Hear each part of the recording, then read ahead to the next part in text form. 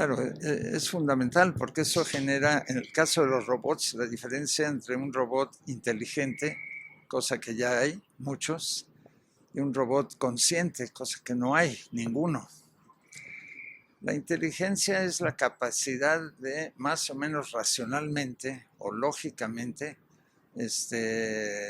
encontrar un camino para llegar a un fin. Eso es muy abstracto, puede ser eh, la inteligencia para cazar un jabalí o para ganar una partida de Go a un coreano. La conciencia es algo más, mucho más complejo. Ya la inteligencia es algo complejo, pero eso es mucho más complicado porque implica en realidad la conciencia de estar consciente, es decir, el percatarse de que uno está consciente y que en ese proceso de percatarse uno es un yo, una individualidad, una persona diferente a las demás. Eso es algo que es casi único entre los humanos.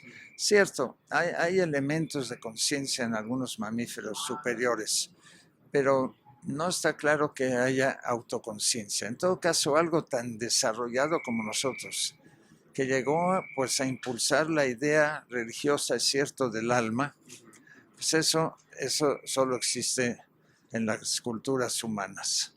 Bueno, sin duda, incluso está en la raíz de la palabra. Robot quiere decir trabajar, trabajador. Viene de las lenguas eslavas. Sin duda, las máquinas que conocemos, incluyendo las máquinas inteligentes, pero también este micrófono, o la máquina con que están grabando, en cierta medida son herramientas que tienen un dueño, a veces colectivo, y que por lo tanto, si fueran conscientes, sí se podría hablar de esclavitud. Es decir, son objetos que pertenecen en propiedad a una persona o una empresa, etcétera. Lo que pasa es que hablar de esclavitud con respecto al celular, al micrófono, etcétera, no tiene mucho sentido. Pero si surgiesen, yo creo que algún día va a pasar, pero falta muchísimo, robots conscientes, entonces sí aparecería un problema de carácter moral y ético, porque sí habría una subjetividad, es decir, la máquina habría dejado de ser un objeto para convertirse en un sujeto. Y ese sujeto sería propiedad de quien lo construyó, de la empresa, el laboratorio que lo construyó. Y sí, pues al haber una relación de propiedad, pues se podrá hablar en un futuro seguramente de esclavitud. Y me temo, ya echando a andar la imaginación, que como seguramente habría diferentes marcas de robots conscientes, unas marcas mejores que otras, eso equivaldría a razas. Y entonces habría una esclavitud y además habría racismo, ¿no? Y entonces, bueno, la humanidad tiene una larga historia en materia de racismo y ahí reviviría. Pero es una especulación. Bueno, yo lo que he estado haciendo, lo que hago en ese libro, y es el fruto de mis investigaciones, es mostrar que si se quiere crear una conciencia artificial en los robots, estos van a tener que desarrollar lo que yo llamo un exocerebro. Es decir, la conciencia humana está basada en parte en el cerebro natural, biológico, y en parte en lo que yo llamo un exocerebro, que son las prótesis simbólicas externas, ¿no? De carácter técnico unas, pero la mayoría meramente simbólicas, como la que estamos usando en este momento, que es el habla.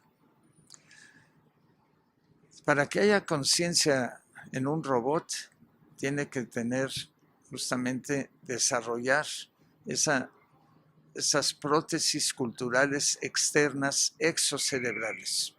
Y eso implica el tejer relaciones culturales y sociales. Y a esos, yo dedico un capítulo a eso en el libro. A eso es a lo que me refiero cuando hablo de una cultura robótica. Es decir, hasta ahora las máquinas son básicamente, están gobernadas por algoritmos. Pero en el momento en que generen prótesis culturales, ahí van a generar símbolos. Y en ese momento las cosas se empiezan a complicar y funcionan de otra manera, aunque también tengan como base los algoritmos. Como nosotros funcionamos con el funcionamiento de las... estamos basados en el funcionamiento de las neuronas, pero al mismo tiempo con un sistema, un enjambre de símbolos a nuestro alrededor y de instrumentos adaptados a esos símbolos. Bueno, en la ciencia ficción ese es un tema clásico.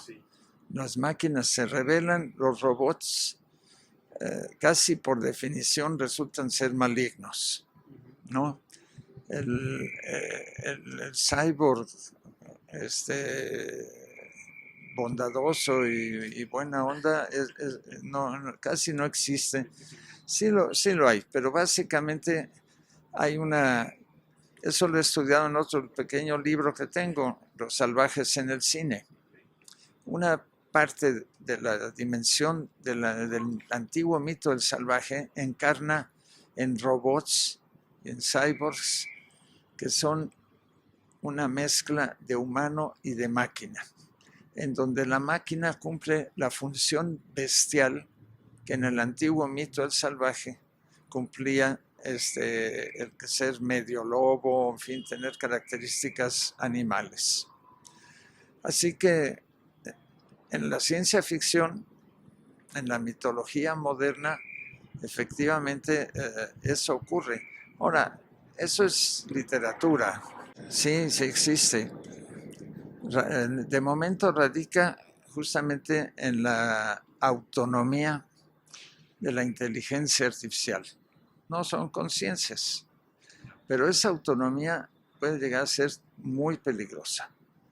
Y el ejemplo evidente lo tenemos en las armas. Esos misiles inteligentes que son programados de origen para llegar a un objetivo, a partir del momento en que despegan, es muy difícil, son autónomos en muchos casos. Es muy difícil abortar esa misión. Entonces, ya de por sí, a mí me parece que ya hay un problema ético en crear misiles de destrucción como esos. Pero si además tienen una dosis importante de autonomía, eso los vuelve peligrosísimos, ¿no? Hay gente que ha creído y que todavía cree que toda tecnología es potencialmente maligna, ¿no? Tiene ya en sí misma como tal un signo negativo. Yo no creo eso, yo creo efectivamente que es el uso lo que realmente está, genera problemas, y por lo tanto no está en las máquinas el problema, sino en sus constructores y la intención con lo que han sido construidas esas máquinas. Lo que más me ha impresionado y que en realidad es una verdadera revolución tecnológica es el proceso de autoeducación de una máquina, lo que se llama técnicamente el aprendizaje profundo. Esto es lo que ha permitido que unas máquinas, unos robots, partiendo prácticamente de cero, puedan aprender a jugar ajedrez o Go o póker solas. O sea, aprenden solas. La primera máquina que derrotó a un humano en el ajedrez, a Kasparov, Deep Blue, era una máquina que funcionaba con la ventaja de una gran, inmensa memoria, mucho más amplia que la de un humano y una velocidad infinitamente superior. Pero crearon otra máquina que le ganó a Deep Blue, y esa máquina no se le instaló una memoria de todos los juegos de ajedrez anteriores, habidos y por haber. No se le instruyó. Esa máquina conoció las reglas básicas del ajedrez y empezó a jugar consigo misma a una velocidad tan grande que en una semana ya estaba en condiciones de ganarle a cualquier ajedrecista de primer nivel. Entonces, eso es una verdadera revolución, ¿no? Es el aprendizaje profundo, que es un aprendizaje que funciona por capas. Bueno, yo terminé este libro ya en realidad hace un año, porque la editorial tiene sus tiempos, y en este tiempo no ha habido nada espectacular.